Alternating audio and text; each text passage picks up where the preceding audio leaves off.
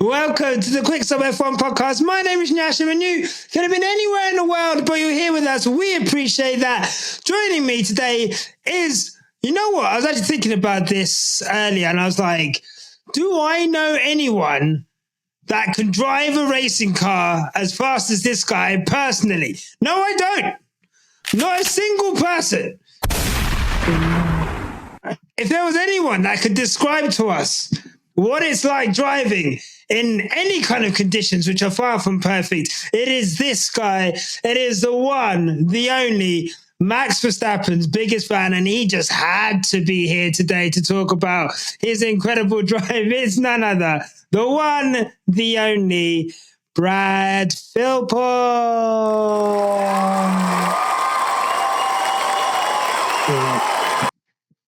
Hey, Nyasha, thanks for having me on this this brilliant opportunity to talk about a great performance by the reigning world champion.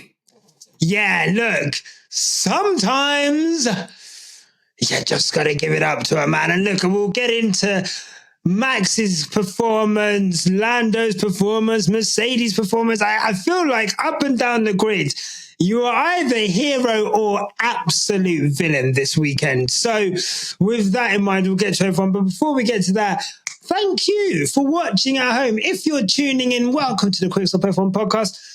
If you're watching on YouTube, leave us a like and subscribe. If you're watching or listening on Apple, leave us a rating, a review, And if you're on Spotify, leave us a 5-star rating. And obviously the Patreon's there for the ad-free stream. Thanks for the support.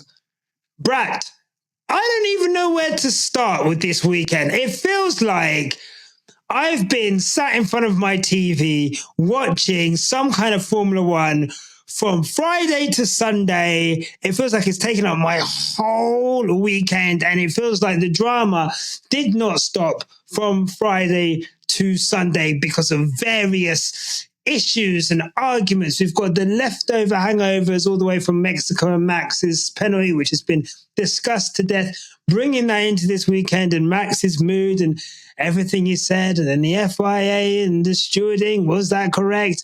All the way through to the rain that we had on Saturday and Sunday. I guess before we get into anything, as a spectacle, how did you find this weekend? Yeah, so I felt the same. I felt like it was pretty non-stop. I was fortunate or unfortunate enough to not be sat at home watching it in front of the TV. I was working this weekend. I was driver coaching at Brands Hatch all weekend. So Friday, Saturday, Sunday, I was there the whole time and keeping up to date by either watching back at my hotel if it was Friday, because that was after work had finished, or Saturday, Sunday, basically on my phone in the team truck, just watching on Sky Go. And I did manage to kind of escape and sit and watch the entire race on my phone in the car park before I left Brands Hatch. So I saw it all. I was just not kind of glued to all of the coverage, just the sessions themselves. And you're right, there was so much. I've forgotten more than I remember because so many things happened. And I kind of feel, as a bit of an overview of the weekend, despite all that action, I've come away a little bit flat. Not because Max won, and not because I'm particularly unhappy for that, and we'll talk about it. It was a great drive. It's because after all of that intrigue and all of the potential penalties and the hangovers from the previous races, like you said, it looked right up until maybe a third or halfway through the race like we were getting closer and closer to an interesting title run in, and it just got killed. That's the thing that makes me most disappointed. I don't really care who won in the end, other than the actual outcome we had made us our final few races much less interesting. So that's it. But I think it felt scarily reminiscent. I thought, if you think of, and look, this season's got nothing on 21. Let's be honest, but it's our first real title fight, and I put that in inverted commas, that's happened since then, in that we're at this stage of the season and we don't know. Well, we can't be sure. There's a mathematical chance that someone else, or that two different people, may win the title. Technically three. I think Charles was still in contention, but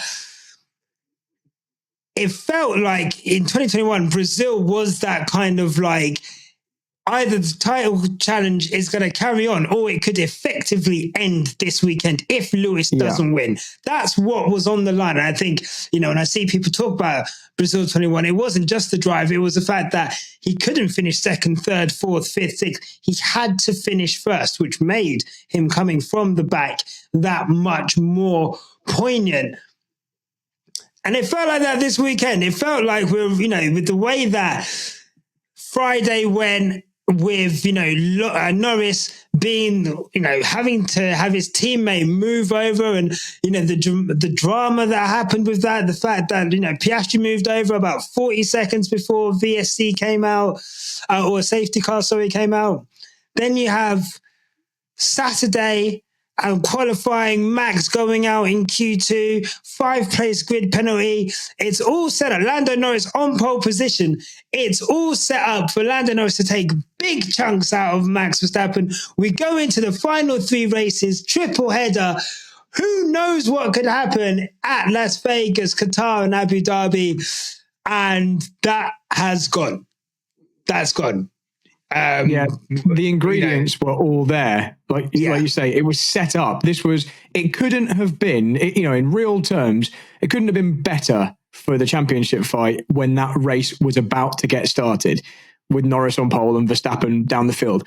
He was always going to come through. So Max was inevitably going to come through. And then when you look at how, I know we're saying he started 17th, but 2 of the cars weren't on their grid spot. So actually it was 15th to begin with. So he'd already made up places before they started.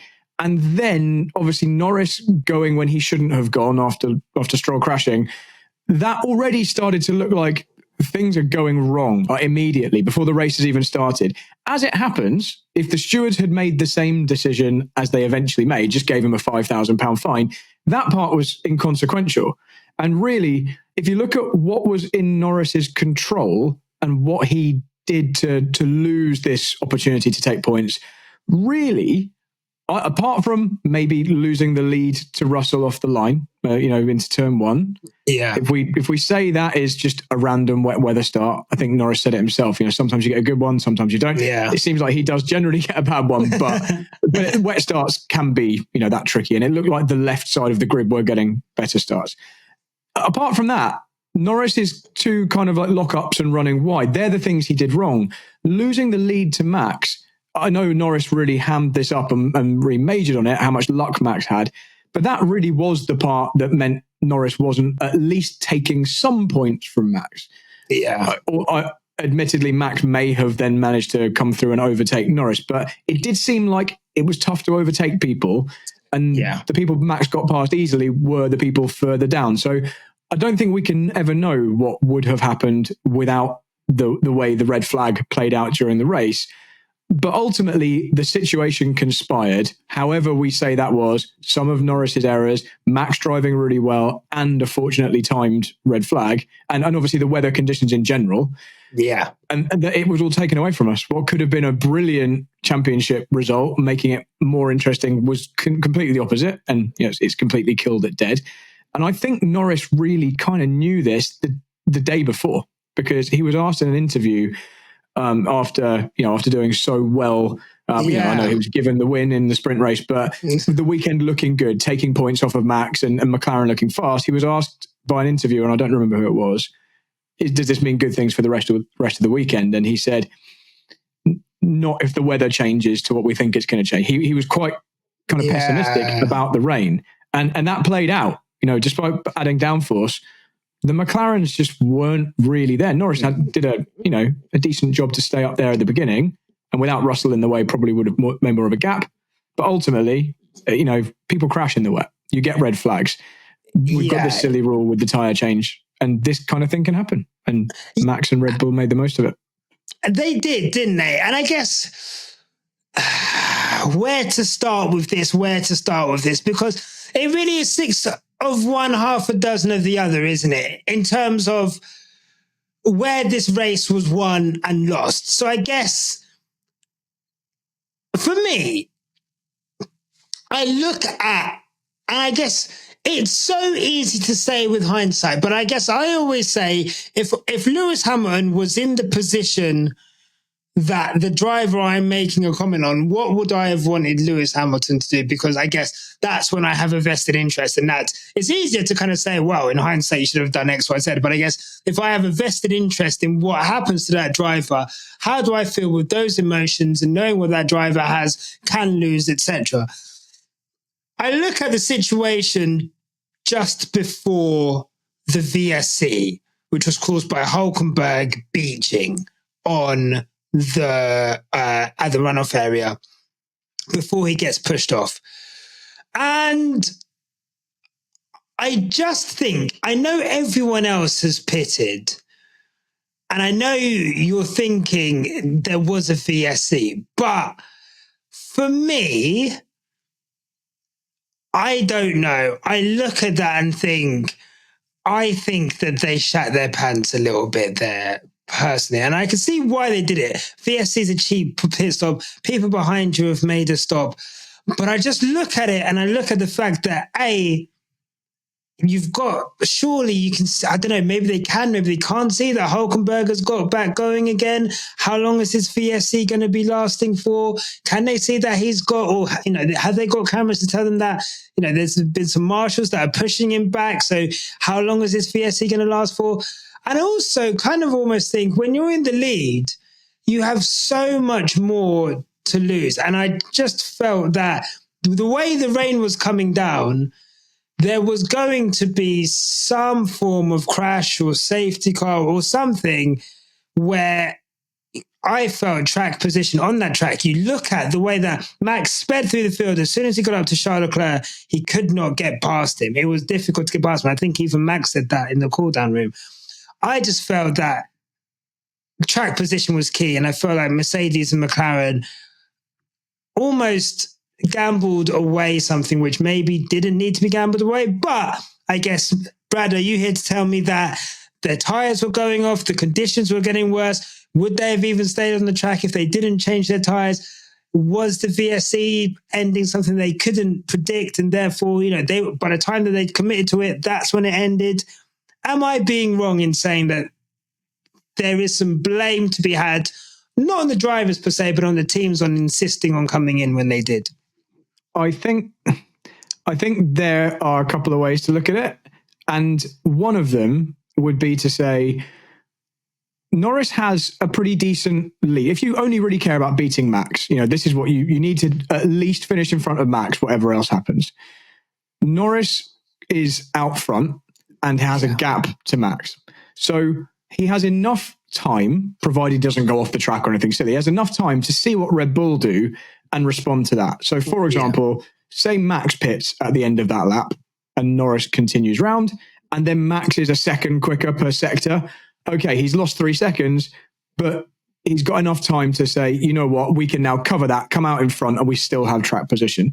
Yeah. What they did was make the first move and really give Red Bull the opportunity to do that. And I'm stealing a line from Spanners here, from Missed Apex, but to goal hang. He gave Verstappen the opportunity to goal hang for a red flag and just stay out, because Red Bull had nothing to lose. So they're going to gain track position. And as we know, with the free tyre change and red flag rules, you've got a really good benefit if this does come your way. You're not just getting the field closed back up or getting track position. You're getting track position and free pit stop, fresh tyres as well. So there's quite a good gamble to be had there.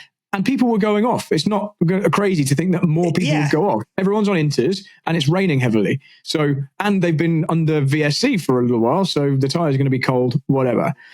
On the flip side, I also think it's difficult to turn down the opportunity to take a cheap pit stop with a VSC, especially when it looks like the VSC might be ending soon and your rival behind you isn't about to get the cheap pit stop.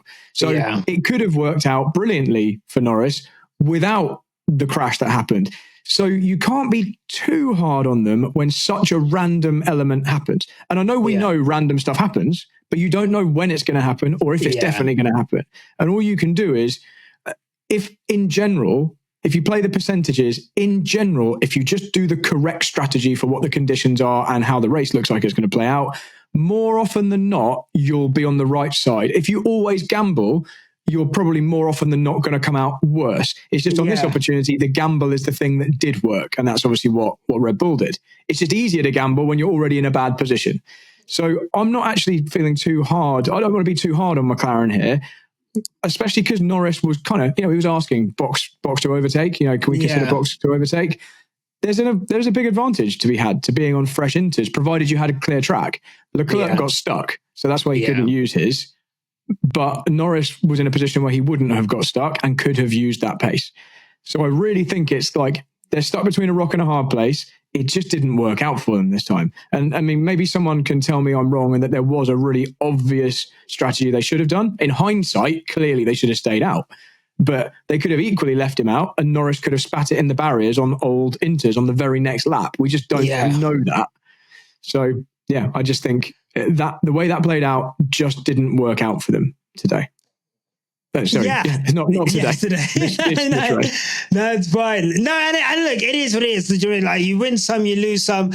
Yeah, in a title fight, it just does feel. It felt like they got quite a few breaks this weekend, right? And yeah, for sure. And you can't keep counting on the breaks to come. Or it would be crazy if they were able to have such luck throughout a weekend where there are so many variables for everything to have gone their way the way it did. It would have if that VSC was, if basically, and essentially, if Hulkenberg doesn't, I'm putting cheat in quotation marks, but Hulkenberg gets disqualified for having his car assisted and being brought back onto the track, which we all know is absolutely illegal. You can't do that. You wouldn't expect the stewards, if they've got their hands on the car, for that car to re-enter the race, and which is essentially why the VSC ended, because there was no need for it. Hulkenberg was back on his merry way. It was only when Colapinto, I think, crashed his car that then brought out the red flag. So tough luck to McLaren. I guess, speaking of luck, bad luck, before we talk about Max, how do we start this? Just before you move on, I just want to say, I am not claiming McLaren just lost out or Norris just lost out because of bad luck. I think there's multiple things which say McLaren didn't deserve this race win this weekend, and that starts with they weren't very good in the wet. The car wasn't as good in the wet as some others. Norris got a poor start. Norris didn't take the initiative. He was being cautious because he was in a strong position in second, but he didn't clear George very quickly. He then had multiple errors. That's before we even talk about the start where he could easily have been disqualified or have a really big penalty for an incorrect start procedure. I think McLaren massively have lucked in by only having a €5,000 fine. So there's so many ways that Norris was nearly out in qualifying. He was very, very lucky. He was in 16th or 15th or whatever in Q1 or Q2. He could have easily been knocked out earlier. They had a lot of luck go their way, and to still be in a position where they might have finished in front of Max, they were quite lucky up to that point. So I just think it kind of evened itself out in the end. Yeah, plus Max did a great job. I think that's the thing, is it evened itself out, and I think, in all honesty, let's be really fucking honest right now, Brad. Let's be honest. Lando Norris and McLaren, and I'm putting them together. I'll include Oscar Piastri in that as well. They were the imperfect vessel for what we wanted, which was a title fight to go down to the wire, Abu Dhabi, for the races to mean something, for there to be some kind of narrative around this F1 season, which there hasn't been in 2022 post-Miami, whenever Red Bull started pulling away, and the whole of 2023, right? Yeah. We wanted this, I think a lot of us, myself included, not because we thought or we knew that Lando Norris and McLaren had the capabilities to win the title. Heck, I remember talking to Mahad from McLaren Fan TV. Those guys have been adamant the whole season. Nothing in terms of the World Drivers' Championship is coming their way. If anything, they're looking at the constructors. The reason for that is I just don't think this season Lando Norris is ready to be a world champion. And the reason I say that is that the variances, to be a world champion, you need to be, take Nico Rosberg, for example, right? Nico Rosberg is not the quickest driver, pretty decent one lap pace. But what was Nico Rosberg? He was consistent, right? He was consistent. You knew what you were going to get from one week to the next. I'm talking about 2016 Nico Rosberg. Yes, he did benefit from Hamilton's bad luck, but he had to be there to benefit from that bad luck. Race to race, and yes, there are excuses that you can give. The poorly timed red flag, the start, which, in isolation, fine. The left-hand side got off to a worse start, but better start. But this isn't the first time he's lost positions from being on pole position. The general, I'm looking at the sprint race, the way that they managed Oscar giving up the place, the way that could have happened several laps earlier. If they decided to do that 40 seconds later, there's a safety car. It's going to be impossible to do it because Max is going to be right up Oscar Piastri's or Lando Norris's arse. And then how do they do it? I don't think as an organization, and I don't think as a driver, Lando Norris, I don't think even they really believed that it was going to happen this season. I think the decisions that they make smack of a team that are doing this for the first time. And, well, there are probably people there from 2007, maybe even people there who were there in 2012 or whatever, when they were still at the sharp end, Lewis could have won it, whatever. I don't know. I just don't think it was ever going to happen this season. And we can't, because every week I come on here, as much as you have your Zandvoorts and as much as you have your Singapore GPs, you have days like today where, for one reason or another, it's just not gone right for him. Some of that's driver error, some of that's team error, maybe some of that's luck. But in the position that they were in this weekend, with the luck that they had, they needed to do more, and they didn't. And I feel like it's not the only weekend where we're saying they needed to do more. There's so many weekends where they could have done more. And it's an amalgamation, an accumulation of all of those weekends, which has led us to a situation where you are in, as much as we're in Vegas next week, it was an absolute casino lottery gambling weekend of luck. How the dice fall is how you will win or lose. And I just think they wouldn't be in this position if throughout the whole season they'd maximized the pace of the car and some of the positions they're in. Am I being too harsh? No, I think you and I are in furious agreement about McLaren this year. Red Bull have been lucky that McLaren haven't been a serious title contender for them. So you've listed most of the things here. They didn't start the season with a car good enough to compete. So there we go. You've given Red Bull a massive free head start. To their credit, and actually probably to Perez's discredit, this is probably the main reason, McLaren will probably win the Constructors' Championship. So that in itself, having started the season off badly, is a decent save. But in terms of the Drivers' Championship, they didn't give either of their drivers the tools in the first few races to take the initiative. So it could have been a very, very different story, obviously, without that. But then you've got, once it became clear their car was fast, you've got squandered opportunity after squandered opportunity. It doesn't matter if Norris wasn't actually, right on Max's points or ahead of Max's points by now. If he'd got, perfect results all through the season and he'd always maximised his starts, etc. Conceivably he could be ahead if it had all gone perfectly or whatever. Yeah. But all they needed to be was closer. And they wasted opportunities to put more pressure on Red Bull and be closer. You see, the moment Max got, but the moment Norris was in 50 odd points of Max, you can see the cracks beginning and him starting to feel the pressure. This weekend, obviously, in the wet, that wasn't the case. But you can see it in his attitude, in the way he becomes more agitated. Even prior to the main race, we saw it getting to Max. And sorry, just to interrupt you, yeah. No, I'm just saying McLaren had opportunities. Hungary, Monza, others. where they could have taken more points if they'd been serious about doing everything they could to win the Drivers' Championship. And they didn't do that. And I think that also affected Lando, because it was clear Lando didn't feel the full support of the team. Look at the way that they managed the sprint race and the radio calls Norris was making. Guys, I thought we talked about this. He did not feel supported. How on earth was his teammate attacking him, being allowed to attack him at Monza and lose the team and Norris in particular, potential vital points? Yeah. And I'm not really, I don't subscribe to the argument people say, which is, well, Norris shouldn't be relying on other people to win the championship for him. Every driver, do you think Max Verstappen would have to worry about Perez dive bombing him if Perez had happened to have a good qualifying session? That's the other thing.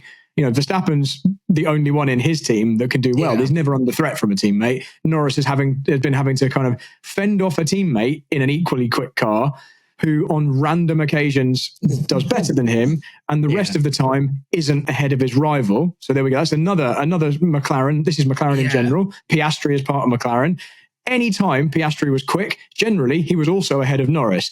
All the rest of the time, when Norris was the one fighting Max, which has been the majority of the time, Piastri's not been there to take points off of Verstappen. So again, it's just, I think there's this whole culmination of McLaren wasting opportunities, not supporting Norris early enough, properly enough, even this weekend when it's in, he was in the championship fight up until the actual race, potentially almost throwing away the chance to swap the drivers and putting extra stress on Lando and all this kind of stuff for no reason. They have not looked remotely like the championship winning team of the two teams fighting for the Drivers' Championship. Whereas Red Bull know the rules. They know the calls. And I'm not talking about the driving rules as such, because obviously I disagree with them on their interpretation of some of the racing rules. But look at them with Max on the start grid. Max didn't pull away when the lights didn't go green at the start. And GP's on the radio saying all sorts of procedures have been breached here, Max. It's like he knows it. It's right there. He understands exactly how, like him or loathe him, and I pretty much loathe those people that are in the limelight in that team. They know their stuff and they're sharp. And McLaren have not been the same remotely. Sharp is the word, isn't it? Sharp. As much as they're almost like, and apologies for like the 80s film reference, but they are like Ivan Drago in Rocky. Like, do you know what I mean? Like, they are just, who was, God, I want to say a Soviet. Is that how it was kind of described then? But he was a Soviet boxer. Almost robot-like. If he dies, he dies. Like, robotic, emotionless, clinical. That's what Red Bull, as much as I hate Red Bull, I cannot deny, as an operation, I think I can remember one time in like the last 3 years where wheel nut has not gone on time on that car. Flawless. Most of the time, strategy. Flawless. They've even kind of arrested. Mercedes are running all kinds of experimentations on their cars to this day. Red Bull seem to have arrested whatever slump they were in before the summer break and in and around that period just after the summer break. They seem to be fine now, really, or fine enough that they're no longer the fourth fastest team now, but they're second or third. And they've got a driver who will always, unless he has a grid thing or something goes against him, sometimes himself, if we're being honest, will more than likely be at the front end of the grid. McLaren, you cannot keep fucking around.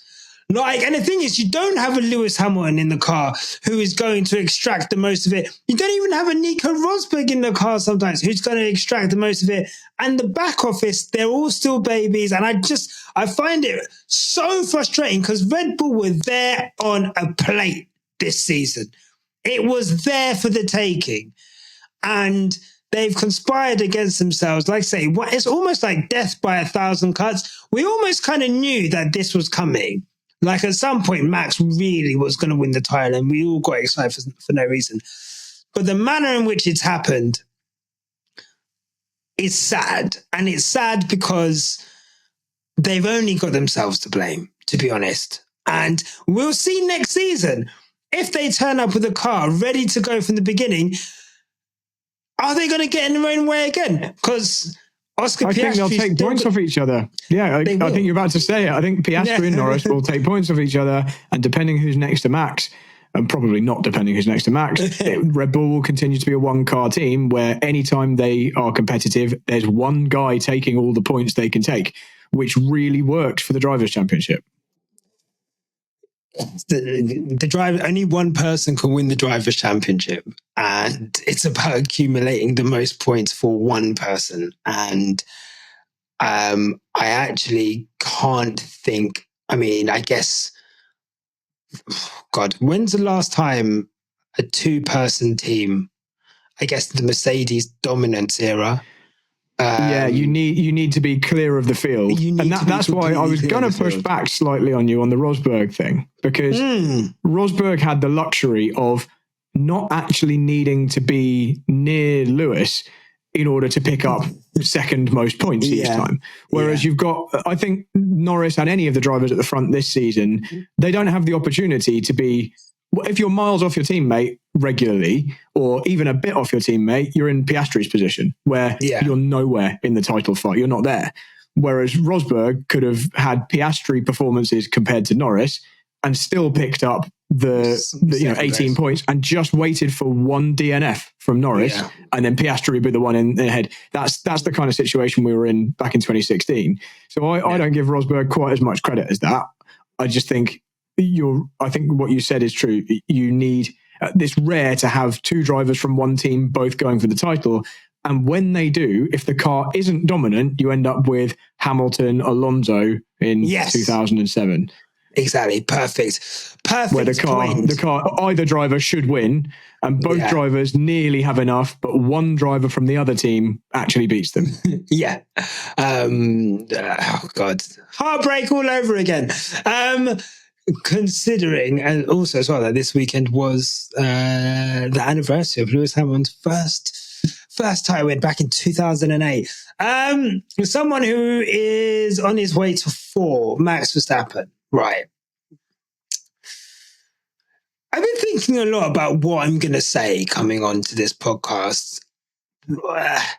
Trying to balance, for me, what is a love of Formula One in general, what I've seen as a Formula One fan throughout the years, an appreciation of driving, drives, mastery of the wet. And I kind of come to this in that this weekend truly encaps, or maybe the last couple of weekends, maybe the last 2 race weekends. And it's crazy that you're coming on. Remember when, I can't remember if I was on Cam's podcast or Cam was on this podcast, but I was debating or discussing why I don't have Verstappen very high on my GOAT list, or why I don't rate Verstappen as much compared to Lewis. And I said that for me, it's not just about how quick someone is over one lap or how dominant someone is. It's how are they in wheel-to-wheel racing? How are they off the track? Do I kind of resonate with that?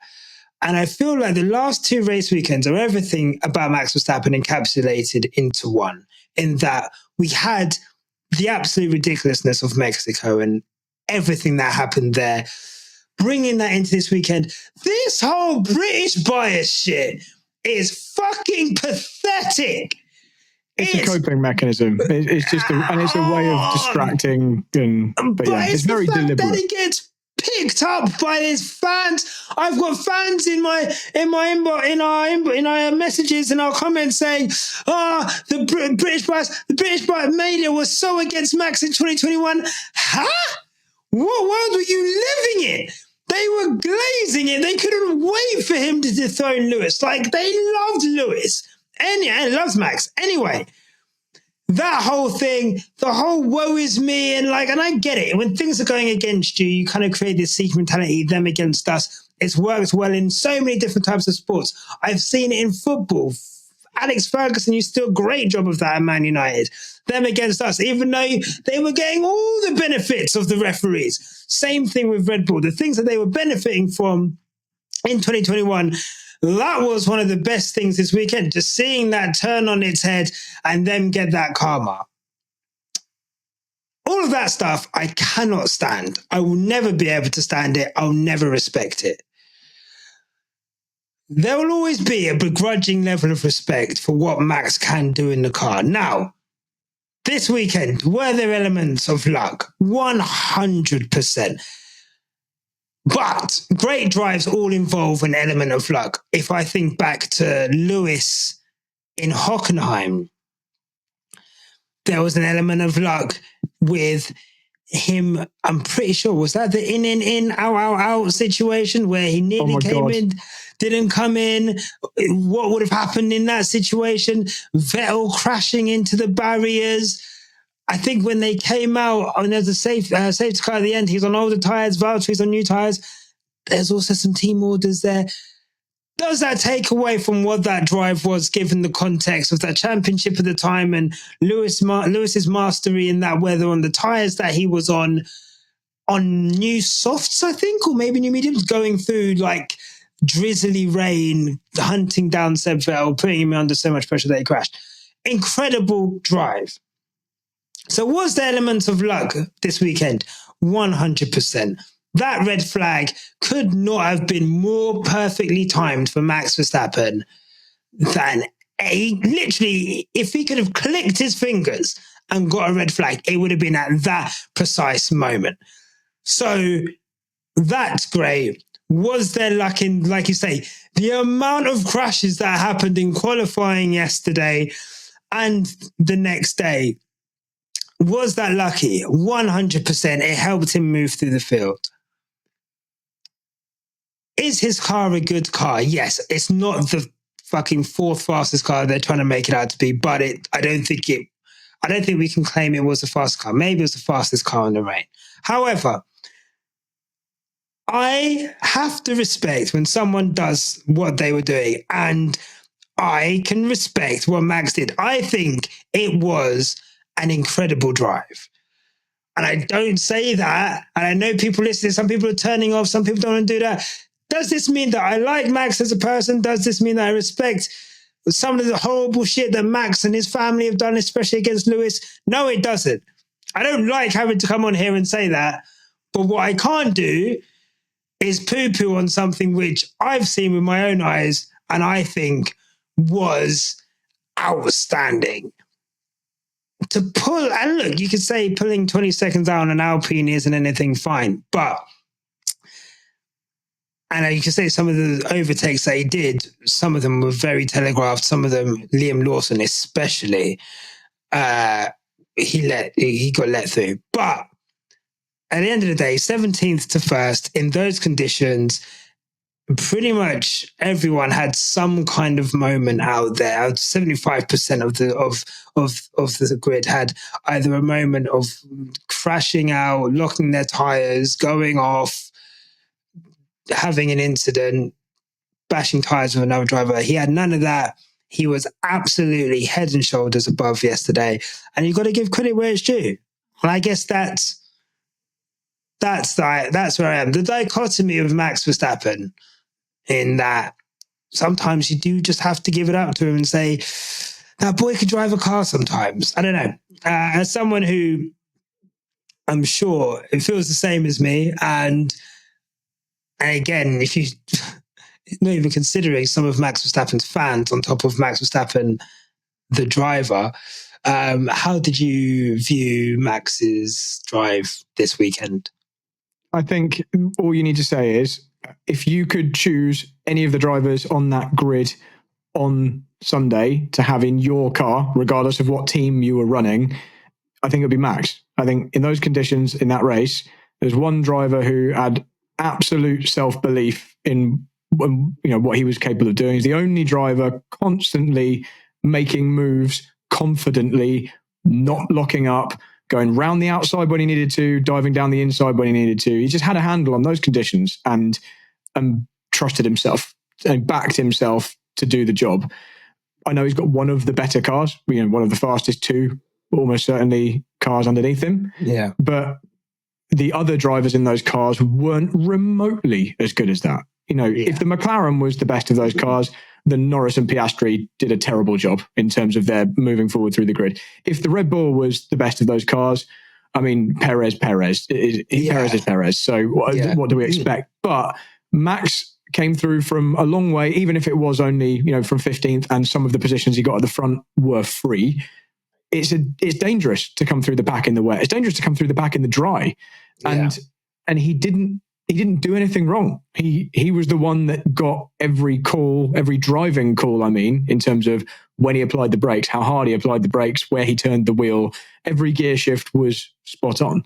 And as much as I am not a fan of him and the things he's done on track and the way he's turned racing in this sport on its head in terms of what we're allowed to do and what we expect, I can't say anything other than good things about this performance. As much as it pains me, I'd love to be sitting here going, look at all the mistakes he made. He didn't. He was the one nailing it. And he's been like that through the season, racing incidents that I would potentially say weren't on a side. Anytime that car wasn't very good, which, it's not been the best in the second half of the season, he was still somewhere. He was still somewhere there, not allowing Norris to close that points gap in a way that it should have been coming down all the way since Miami. It held station, despite clearly not having as good a car as Norris in a lot of those races. The points gap didn't drop until very, very recently. So, I honestly do think Max is the deserving champion this year. I don't think he was necessarily deserving of every position he got and every single steward's call, but he's the one that I think is rightfully going to be the champion this year. But in positive terms, because I know this isn't a Max Verstappen fan podcast, so let's just give the people listening something to go on before they all completely switch off. Most of them are probably gone now. Gone anyway. We are no longer looking at a prospect of Max Verstappen and Red Bull waltzing up to Lewis's records, up to the win records, up to the championship records. It's looking a lot less sure that he's going to just get within touching distance in the next couple of years. That was stopped in its tracks. When was the last time he won a race? Was it over 10 races ago? Was it 11 races until this weekend? That would have been unthinkable in the first few races of this season. So regardless of the fact we're not going to get a championship fight down to the wire, regardless of the fact Max is going to win it now and Norris has faltered and McLaren have faltered, we had so much more fun over the last 10, 12 races than we ever could have dreamed of. Lewis won 2 races. Max has been prevented from winning races for ages, months and months. And so I'm still happy to take this season and the prospect of what we've got next season with these teams close and the drivers in the teams they're going to. I think we've not really mentioned Lewis at all, apart from harking back to some, races from decades ago. But I think we can probably talk about him now and what we think about his race and his prospects.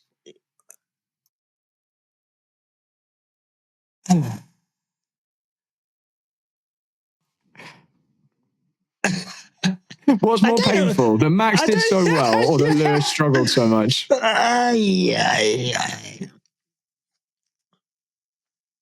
really sad. I'm not going to lie to you. I'm really sad. When we were talking earlier about the anticlimactic end to this race, not because it wasn't a great race. In fact, it was almost a breathless kind of weekend. And, me and Tasha were joking off camera about how we, I'm sorry, I just got a fact that Lando would have to win all the remaining races with Max finishing 8th or below in order for Lando to take the world driver's title. So, that's done now, right? This end to Lewis Hamilton's Mercedes career is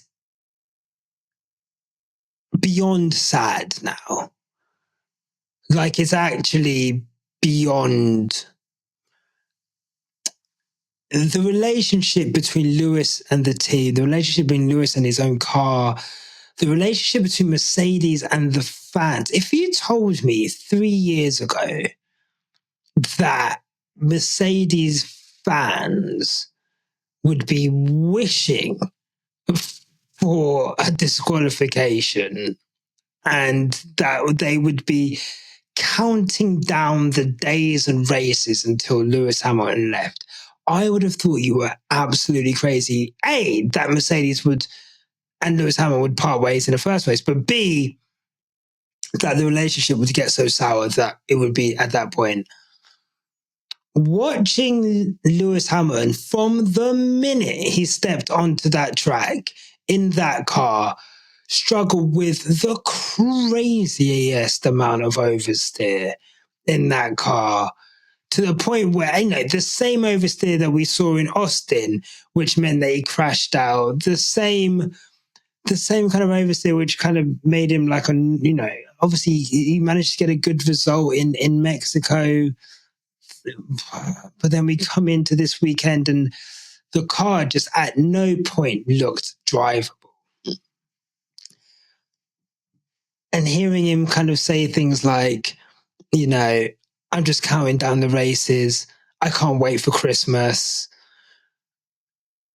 It's sad. Like, it's really sad that it's got to this point. This weekend was, there's been some bad weekends. For him to say this is the worst car he's driven is awful, considering the Baku 22 car, and, all of, some of the cars, even last season, before they made the changes. I say all this to say, Brad,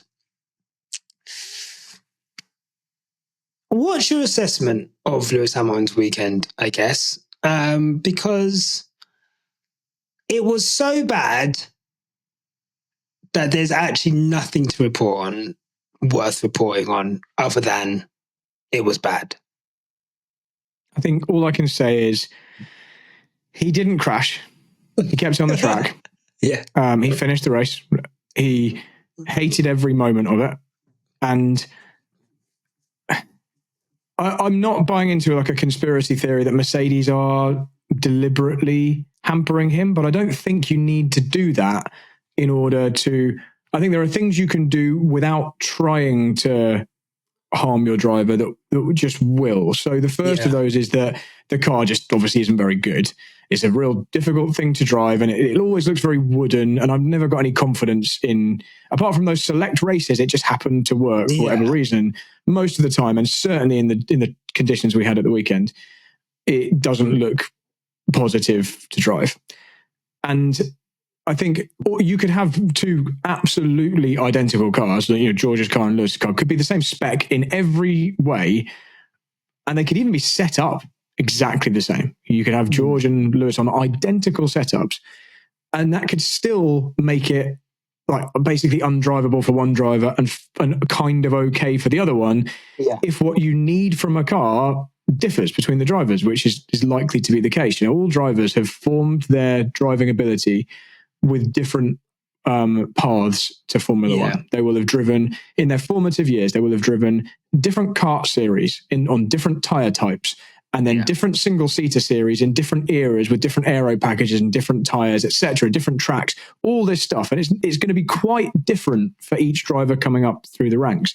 Yeah. And I'm not just trying to make excuses for Lewis here, but just say, for argument's sake, George has had through his career cars which are more similar in traits to the way this Mercedes drives, quite bad at low speed, very, very stiff, not very compliant in low speed corners. And say, for argument's sake, Lewis has grown up and he's had cars which are just more compliant at low speeds for whatever reason, just the mechanical setup of this particular era of European Formula 3 or whatever it was at the time. You're forming your kind of baseline driver ability via that route. That's how, that's in your formative years, that's how it's sinking in. And I think there's, allied to the fact that younger people do adapt to things generally a bit more easily than drivers who have been around for 15 odd years in the sport and have become accustomed to certain ways of things. Although Lewis has been through various eras and always adapted well. But sometimes things just don't feel right. Sometimes you need something different from what someone else needs. And I could be blindingly fast in one particular kind of car and slower than someone else in a different kind of car if it doesn't feel right to me. And that's how it seems. That's the kind of thing I see from Lewis at the moment. It's just, he's not getting the feedback he needs to drive how he wants to drive. And I also think there's a downward spiral of kind of lack of confidence. You need to trust what's underneath you. And I think his confidence is completely gone in the car. And I also don't think it doesn't help the stats. I know he says he doesn't care about the qualifying stats. I guarantee you he cares loads. Like, it will hurt him every time Russell has beat him in qualifying and the stat has got worse and worse. That's how drivers' minds work. Like, there is no way he is kind of chilled about that no matter what he says. And it has come to the point now where he just can't wait to leave. Like, as much as he's loved Mercedes over the years, and as much as they've got a historic bond, that's kind of been broken over this last year, and relationships end, don't they? And personnel change. And when you're going through tough times on track and, the team have done things and made decisions that you don't really agree with, and you're struggling with the car, it's not surprising that he feels like he does. He just needs to get into a different environment. He needs to clear his head. He needs to drive that Ferrari, this year's Ferrari at Fiorano or wherever he does at some point over the winter and go and just confirm to himself, I'm not crazy. Yes, okay, I remember, like, this car, this is how a car is kind of supposed to feel. And even if it's not perfect, if it's not a horrible wooden bouncy mess like the Mercedes has been for him recently, that confidence will start to come back and his self-belief will come back, and he'll be in an environment where people want him there. He's not leaving imminently. Like, Mercedes are going to be growing cold to him because he's out the door very soon. Like, you can't be the same as someone in a new relationship with a fresh team. And I think this is all going to change. I think like he feels that I just want to get him to Ferrari ASAP. And I'm kind of happy the Mercedes has been crap the final part of the season, because it means you feel less bad about him going. If the Mercedes had been dominant the last few races, this would be awkward. And you'd be like, has he thrown away a chance to get the next title? But anyway, I think it just means we can all be happy that he's going to go somewhere where he's going to be loved. And he's going to see out his career in a good environment. And we just have to keep our fingers crossed that this kind of qualifying form, which does tend to lead into race results, doesn't continue against Leclerc. I don't think it will. I think this is a Mercedes specific thing, and we just have to hope that I'm right. Look, I don't disagree at all. I don't disagree with any of that. And I think, the reports that obviously they have like a spec on one car because of the upgrades, and George messed up the upgrades, and now, so they're running different specs. And I think either Shov or someone else did come out and say, like, they've got an opportunity to run different, setups and whatever. Pardon me. So it's clear that whatever they're running on that car, whether it's different specs, whether it's this, whether it's that, it's clear that whatever is under Lewis Hamilton, he's just not comfortable with it.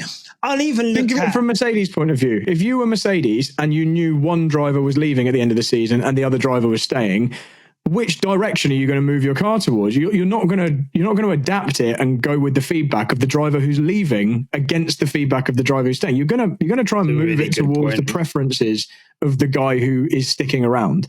Yeah. That's just inevitable. So this happens a lot when a driver's leaving. So I don't actually even think it's surprising. I just think we believe in Lewis so much from his history that it doesn't matter. He'll still be the stronger driver. But maybe that's just underestimating George a little bit, and and how well he's done with this car. Yeah, underestimating George a little bit, and also I think underestimating just how, like you say, just how much someone would have to overcome to still be as quick as they are with setups that don't make them comfortable. in the car, and that don't give them confidence to be able to drive to the way that they have driven when they were successful. So, I mean, I do just want to speak on the fact that, like, someone tweeted this, I can't remember who, apologies. But someone tweeted, like, I just expected there to be more. The relationship really has broken down. I expected there to be more feeling about what's happening, that this relationship is coming to an end. Like, there's been minimal social media posts, minimal kind of like vintage footage and reminiscing. I don't know. It just feels like there's going to be a bunch of stuff at Abu Dhabi, and I guess, as a team, you have to concentrate on the here and now. But I guess as a fan and as someone who makes content and manages a community, it just feels, if it's cold to us, I can't imagine how cold it is within the team. And as much as they try and paper over that, we can feel it. I'm sure he can feel it. And I'm sure, like I say, he can't wait to get out. Right. Quickly, because we've been yapping on like a pair of yappers. Who's your star of the day from this weekend? Oh, yeah. I forgot I had to pick these.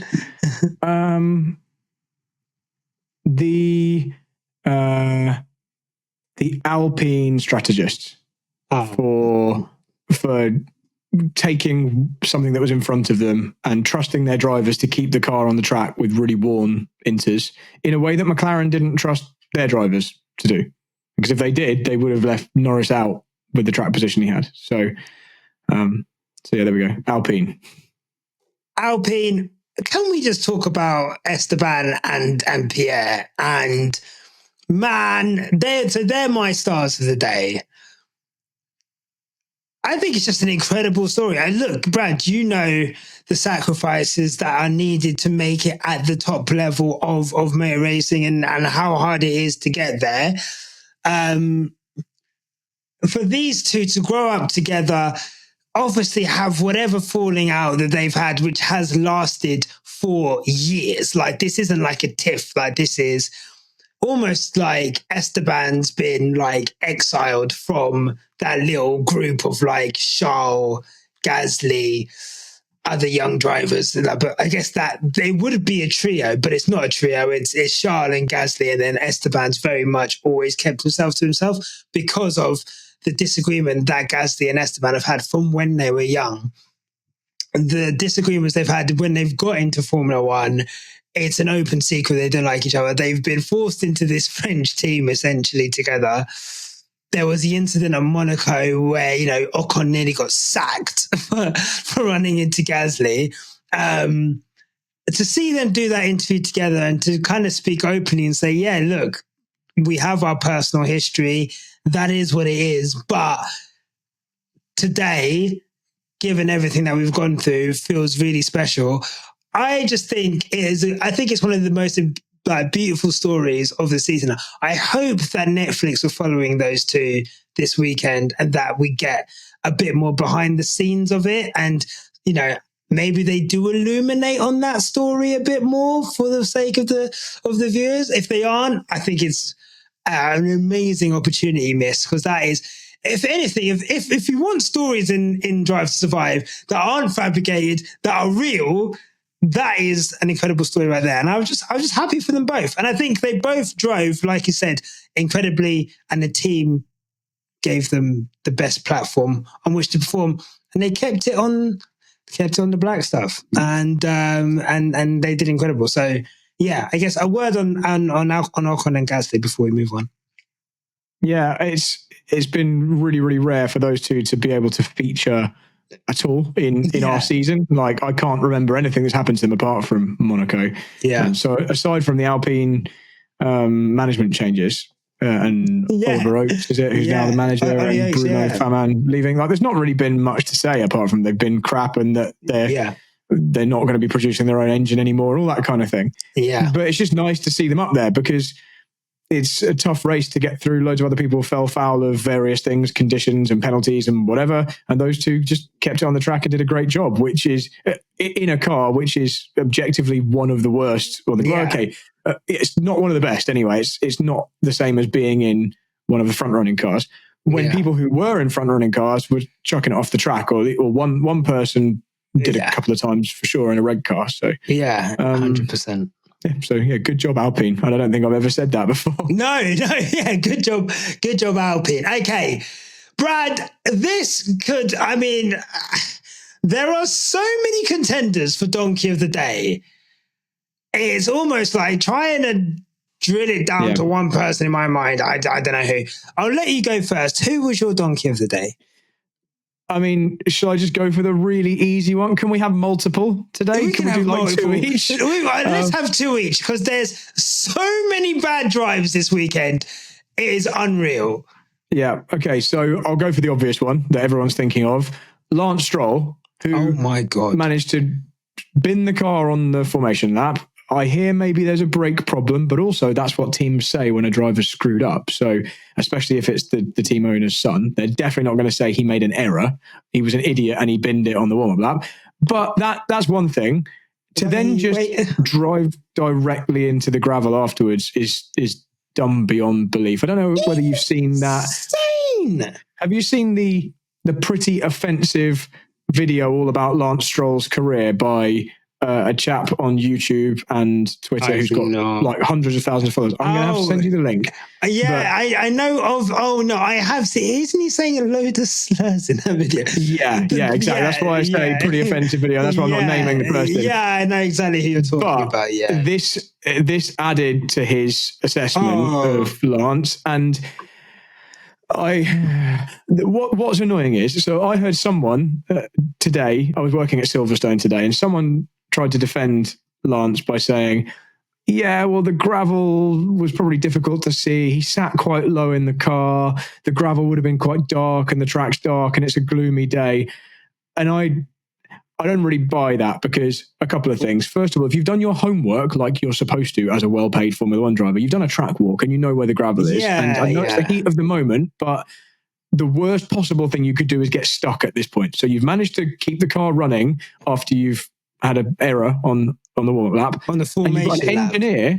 Yeah, there's an engineer on the radio saying, okay, Lance, we're going to reverse back here. So just reverse the car back up the escape route. And he just drove forward into the gravel. It's an unforgivable rookie error. So I don't need to say much more. And yeah, there we go. That's it. So Lance Stroll is the number one donkey of the day, but I have more. So maybe you should go first. He's so bad. I can't take it anymore. Like, I can't defend it. He doesn't look like he wants to be there. And it's crazy because, like, Lawrence Stroll, in every other facet of his life, is ruthless. He's got no issue getting rid of people, building a team, investing money. This is the biggest black hole in Lawrence Stroll's life. It's not a blind spot, but it's like you're about to get Adrian Newey in this team.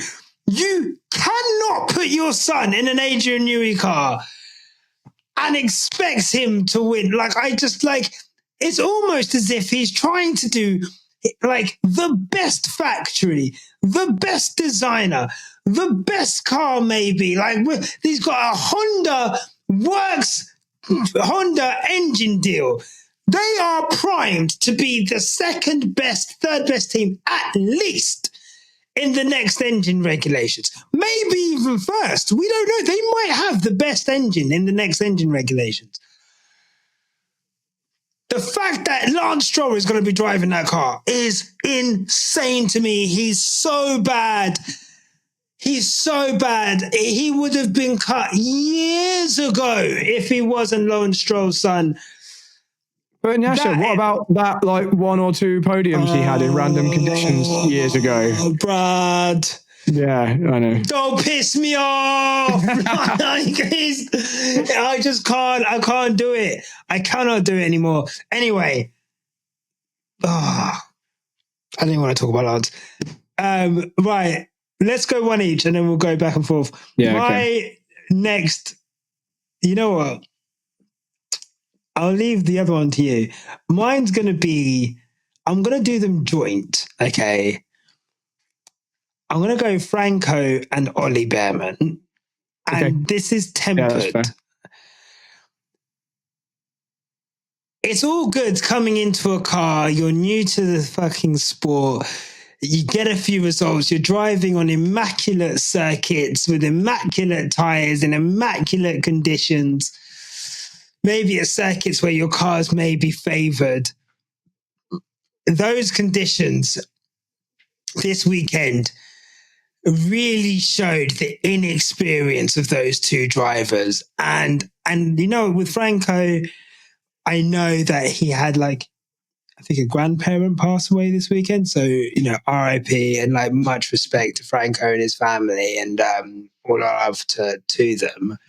So it's kind of been an easy weekend, especially with the pressure on Franco's head with, you know, essentially it being a home race, the way the Argentinian fans were there. But those two, Franco especially, the damage he has done to his Williams car this weekend, oh my God.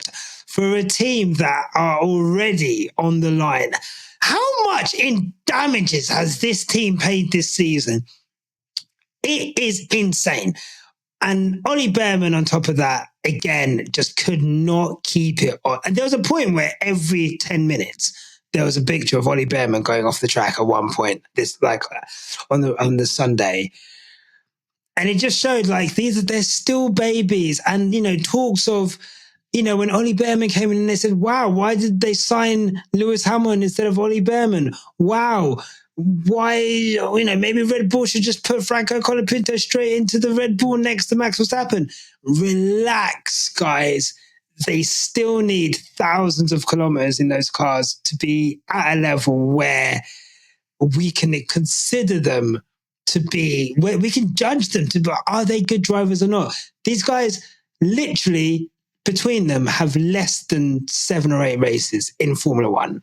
Like, I think it just tempered it, but we have to call it out when you have to call it out. And they were glaringly obvious bad drivers this weekend. So let me agree with you and disagree with you at the same time. Okay. So I'm going to agree with you by saying, yes, look at what the experienced old hands did in difficult cars. They didn't crash. So Alonso, Hamilton, you know, countless others managed to stay on track. So it was possible, and it wasn't a case that you could not help but chuck it off track the whole time. Yeah. To argue against myself, look at the people who did go off the track in easier, potentially, to drive cars. You had Sainz, who is, I'm going to say now, is my second donkey of the day. Sainz, who's gone from having a masterful performance in Mexico and people again saying, why are Ferrari regretting their decision, and why is he having to go to Williams? And then literally the very next week, he's nowhere in the sprint race in the dry and binning it the whole time in the wet. So there you go. You've got a clear difference there. You've got Lando locking up and spitting off the track. Colapinto's teammate, I think, an unforced error, touched a white line in qualifying and did a load of damage. There's just all sorts of other drivers also made errors. Plus, allied to the fact, you know, look at where Colapinto crashed. Historically, we've had quite a few very experienced, very well thought of drivers have that exact same crash. And sometimes you are just a passenger. Yeah. So I kind of do agree with you that they had poor weekends in terms of final result and having accidents. They also showed great flashes of speed. You know, Behrman looked quicker than Hülkenberg a lot of the time. It was almost like both of these drivers were too fast. They built so much confidence that when the conditions then got really bad, they almost didn't believe that there was as little grip as there was. And I guess that's where the inexperience comes in, like you were saying. Yeah. But I think both of them did a slightly better job than their more experienced teammates, even on a bad weekend. Well, yes. Well, Behrman's teammate got disqualified, having binned it. So he went off and then got disqualified. So that's a worse weekend. And Alex Albon didn't even make it into the race. God. So actually, Albon, they still were the best of their teammates. I made a joke because Alex Albon was in second place. Chris, get this tweet up, please. I'll send it to you.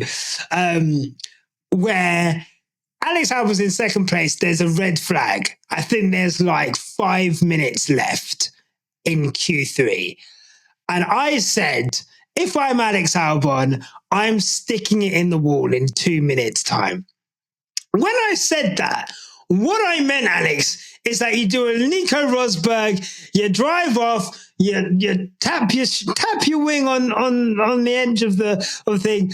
Maybe you have to change your wing. Maybe you have to jump in. Nothing that requires your car to be changed under park-friendly conditions, but you delay the session, you make it harder for people to put a lap together. I did not say I predict Alex Albon will go out and absolutely total his car to the point where they cannot even fix it, at a point where your teammates already totaled his car. Alex, you're supposed to be a team leader. Like, this is not what team leaders do. I might even give him donkey for that. I'm not even going to lie to you, because it's like, bro, you're in a Williams. You've got to keep that. And maybe that car is easier to crash. I don't know. But Alex, bro, like, from the position that you guys are in and the points that are available that weekend, we've seen Alpine was celebrating like they just won the lottery. Croft is calling it the £55 million podium. The chances that it could have been on for Williams if Alex Albon had kept his car on the road are immense. And he didn't. And he's got to hold that as team leader. So, yeah, that's my second one. Carlos Sainz. I don't want to hear anyone ever again talk about Carlos Sainz deserving his seat over Lewis Hamilton. Relax.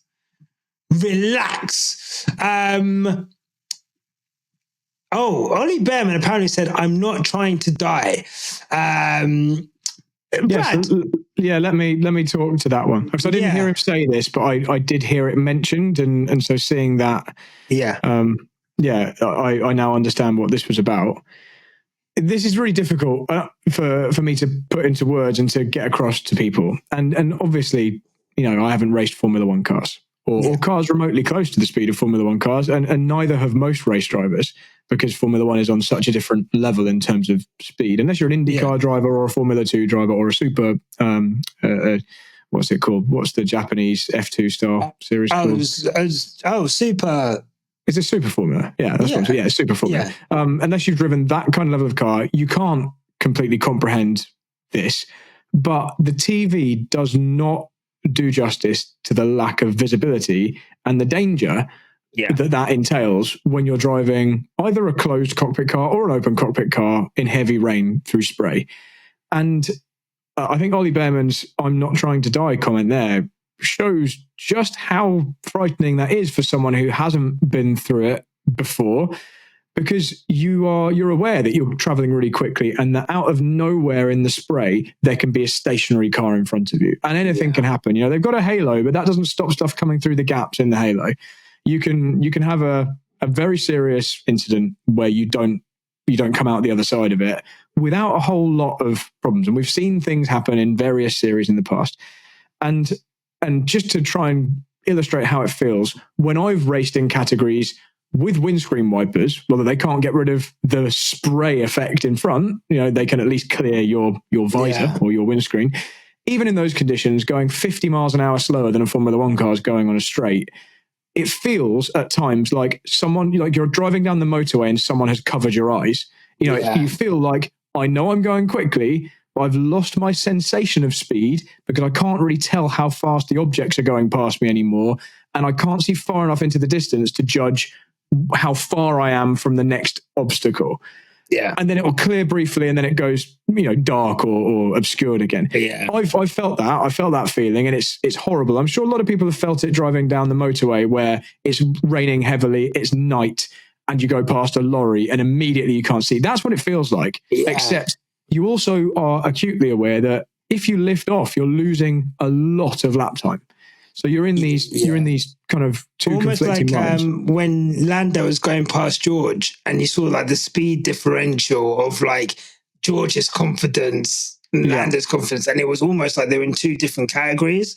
And that's just with one car ahead of you. When there's lots of cars all generating spray, I'm always blown away by how confident, how brave these guys are when I see them just keeping their foot down through the spray. You know, if anyone's seen, what's the Tom Cruise Days of Thunder, where he keeps his foot down through the smoke. It's like that, except with spray. And anyway, Ollie Behrman's "I'm not trying to die" quote speaks to that, because they're in very real danger. You know, that is, imagine if Colapinto had the accident he had, and he was just the other side of some spray, and a driver comes round and they're in their path. And in fact, that's very similar to what we saw when it happened to Alonso or Alonso and Webber in the distant past, in the early 2000s. Yeah, but even if you think about, you know, that famous Belgian Grand Prix pile-up, like, you know, even Schumacher going into Coulthard, you know, the visibility and the spray, it's, you know, you don't know what is on the other side of that. Exactly that. And in fact, I'm going to pop a link from YouTube into our chat. And then if you want to add that to any notes or anything, feel free to. People might have seen this, but there's a driver called Dino Zamparelli in Formula 2 12 years ago, back before Formula 2 was the same cars as they are now. And it's at Spa, and he's just driving down the Kemmel Straight, and a car appears from nowhere in front of him, and he has the most lightning reactions and misses it. But that can happen in those conditions, and Formula One cars are going quicker than this. And it's I've seen that. That is, and I think that's the kind of thing Behrman was aware of. That's it. He's just aware that he's in a lot of danger, and he was just a bit nervous. That'll go when that happens. Like, you know, if he does a lot more races in the rain like that. Yeah. But we're talking about a driver here in Behrman who I know is young. I know he's inexperienced in Formula One terms, but he will have done a decade plus of high-level karting and then through car racing, where he will have experienced difficult, treacherous conditions. Yeah. So, and even with all that experience, he still was feeling vulnerable, in those conditions at the weekend. 100%. Brad, before you go, let's just before we read tweets, because I feel like some of these will mention it. We're like the same age, aren't we? So I think so. You might be a bit younger. I might be a bit younger, but let's pretend we're the same. Senna, for me, I started watching Formula One just after Senna died. Like literally, I would say 95, 96. God, I'm old. Yeah. I think our Formula One history and viewership is basically the same. Yeah. So I've always been, it's always like the myth of Senna, almost. You kind of grow up. And obviously now supporting Lewis and him always kind of keeping him at the forefront. But it's almost kind of grown and grown. And I guess this year, with it being the 30th anniversary of it, he's really been brought to the forefront. I'm not a very nostalgic driven person. I'm not really one for looking back that much. I don't really find, I'm just not, I'm not someone who's prone to be emotional over nostalgia. I must say, Lewis driving Senna's car this weekend in Brazil, I've seen him drive it for Top Gear, by the way. Like, he's driven it before, so this isn't like the first time I've seen it. But seeing it this weekend around Brazil, seeing the emotion that evoked from Brazilian fans, people were bawling in those stands. The fact that Lewis was so emotional as well when he got the flag out. One point, my man had 0 hands on the steering wheel. Maybe Senna was driving the car for him at that point, but I was like, you need to put at least one hand on that steering wheel, because that is insane. But just the joy that Lewis had driving, that was insane. How did you feel watching Lewis go around driving Senna's car? Yeah, so as with you, I didn't watch Senna race. I might have done, but I was too young and wasn't really paying enough attention to care. And for me, it's the same thing, but I know obviously all about Senna, and I've seen all the footage, and I understand who he was and his position in the sport. but I also understand how he's probably more special to Lewis. Yeah. And it's a very iconic car. The conditions being as they were when he did that, I think only adds to it, with that kind of fluorescent orangey red on that McLaren, and Lewis having his neon coloured Senna tribute helmet. It was all very kind of evocative and cool. Yeah, evocative, I thought it was a bit of a shame that because of the conditions, he didn't really get to drive that car fast. He didn't want to bin that car. When you listen to, I've watched all the onboard, and he is like tickling it round gently. He does. I mean, first of all, it's been a very long time since Lewis has had to change gear manually in anger. You know, I know he's driven loads of cars, even since he's been a Formula One driver, just for fun, that are a manual gearbox and on demo runs and stuff. But still, it's not the same as Senna in period being entirely used to that gearbox and exactly how it feels, and it matters to go fast, so you're willing to take extra risk.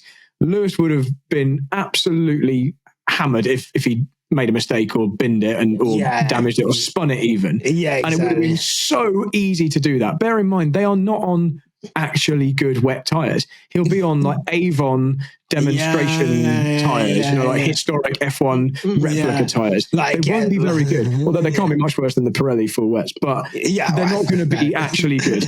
And he's not like he's had loads of practice or whatever. So it's completely understandable he went around quite gently. But at the same time, if it was dry, I think he would have really lent on it, like as Sebastian Vettel has done during his demo runs in Williams and stuff.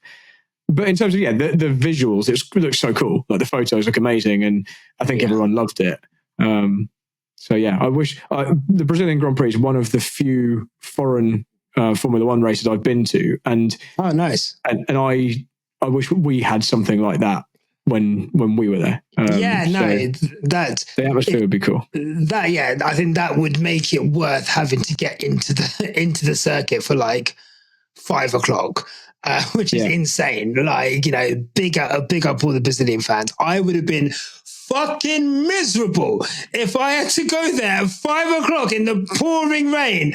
Fuck, I would have actually been tempted to stay home. If Lewis wasn't driving that car, I reckon I would have been tempted to stay at home and be like, you know what, I'm watching this on TV. Mercedes are shite. It's raining. It's pouring down with rain. Like, why am I even here? So big up all of the Brazil fans. And big up Lewis as well. Speaking of the Pirelli wet weather tyres, I loved his little interaction with Domenicali. I don't know if you've seen it, where he's like, we should be out there. Just give us some wet weather tyres, some tyre blankets. We should be out there. And Domenicali, probably donkey of the day, for continually trying to touch Lewis's face. And I liked Lewis's like matrix dodging of that. Right, Brad, I want to quickly put some tweets in the group, in the chat. I should have done this earlier.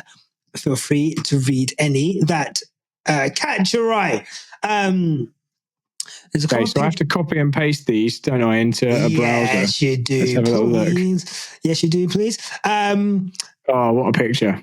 Right, I'll go first. I'll go with Yaya La Belleza. Alpine strategy, Oka specifically, and fair play to Max, is her star. Donkey is Mercedes and Lando. And talking point, I think it's interesting seeing the baby driver struggle, except maybe Lawson. They're fast, but nothing can replace experience. I thought it was nasty work how Liam Lawson moved over for Max Verstappen, but will race Sergio. Liam Lawson will beat Sergio Perez like he owes him money. But the way he moved over for Max Verstappen was, honestly, like, this 2-team thing is not cool, man. It's against all sporting fair play principles. I don't get why we're allowing it to happen. But nevertheless, it's funny to see Lawson continually embarrass Sergio Perez. So just on Lawson, I really want him to do well, because I just think if Red Bull stuck him next to Max, there's a chance he wouldn't be as submissive as all the other people that they could put in next to Max. Like, have you seen the Liam Lawson unofficial theme tune? No. Oh, I'm gonna have to share that with you. I can't repeat it because there's a lot of swearing. It's a really funny like TikTok style video. Yeah. But anyway, I'll send it to you. This means nothing about the context. Everyone search for Liam Lawson theme tune on your Shorts app of choice. But anyway, I would just want him to be stuck in next to Max because he's got fire in him. Yeah. And if he can be quick enough to get in Max's way, there's going to be fireworks there in a way that there just isn't with a Perez. No. So most people I'm reading on these tweets here are basically agreeing with us in terms of star of the day. Pretty much everyone saying Max or Alpine or the Alpine drivers, the star of the day. But let's just take a random one. Silke, XO Silkexo on X or Twitter. Yuki and Alpine star of the day. Donkey of the day. Yuki. I don't know where to begin, but Lando for real. And what's the last bit? Is that just talking point? Yeah, talking point. The fact that Mercedes let George steal Lewis's last win with the team in Spa, they don't deserve it. Forza Ferrari. So, God, that clip of you talking about George done numbers. Oh my God. I don't even remember now. I think there are people still arguing under that on Instagram. What is it? Where you're like, if it was George Russell's team, the strategy would be fine, but it's not George's team. It's not Team George Russell, it's Team Mercedes. I swear to God, that had people arguing under that for months on Instagram. They love an argument on Instagram. It's funny because on Instagram, no, that's fine. We don't have anything remotely that engaging this time. No, but like, in all honesty, people will probably be coming here just to hear us say nice things about Max Verstappen. And we did. So there you go. The next one I'll read is from Claire, 105, Claire Gallagher. Alpine, amazing result for them. Donkey, so many to choose from, but to say Lando, he just doesn't have what it takes to win. And a talking point, Mercedes, how does a team that had so much success fall off so much? What did they do to Hamilton's car? What have they done to that car? I don't know. But they've done something not good. I'll tell you that for free, Claire. Right, do you want to do one more and then we will get out of here?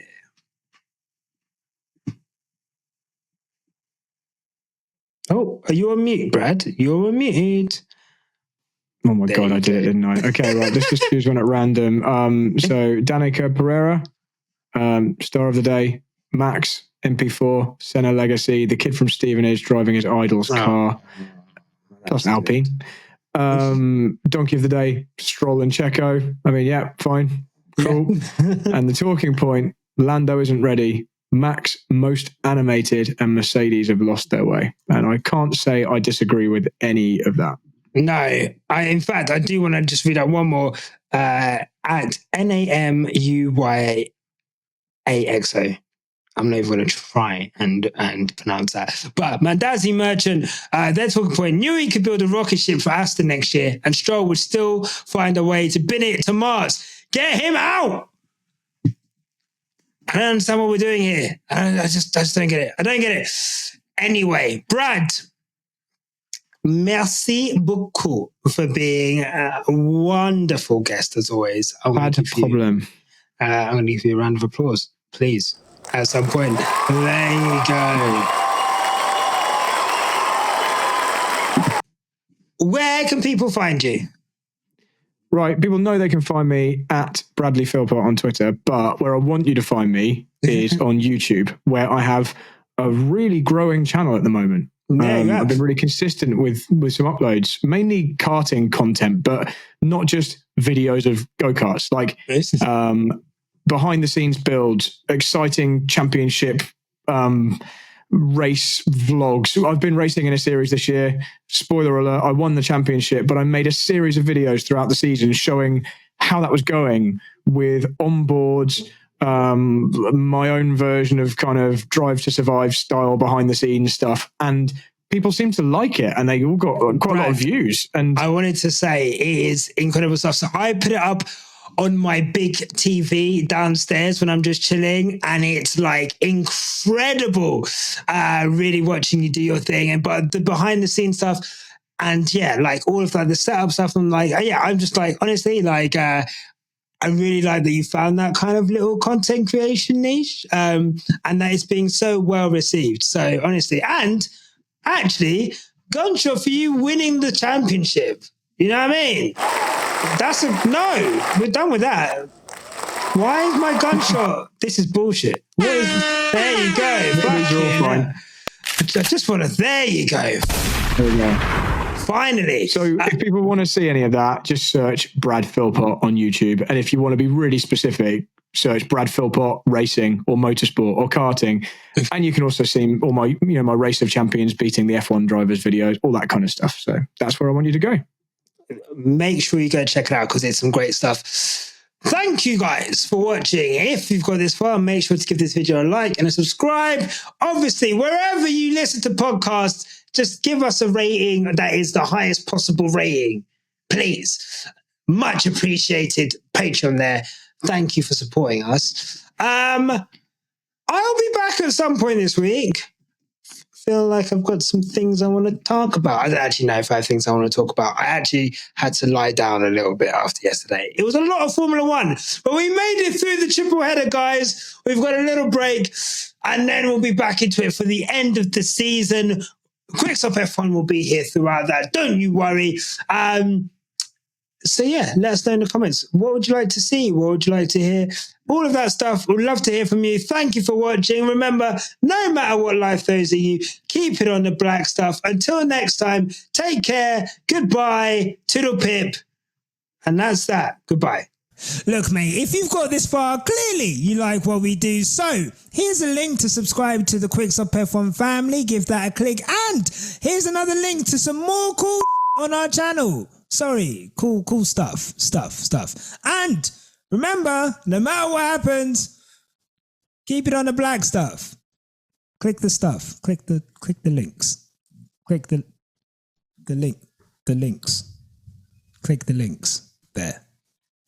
They're there.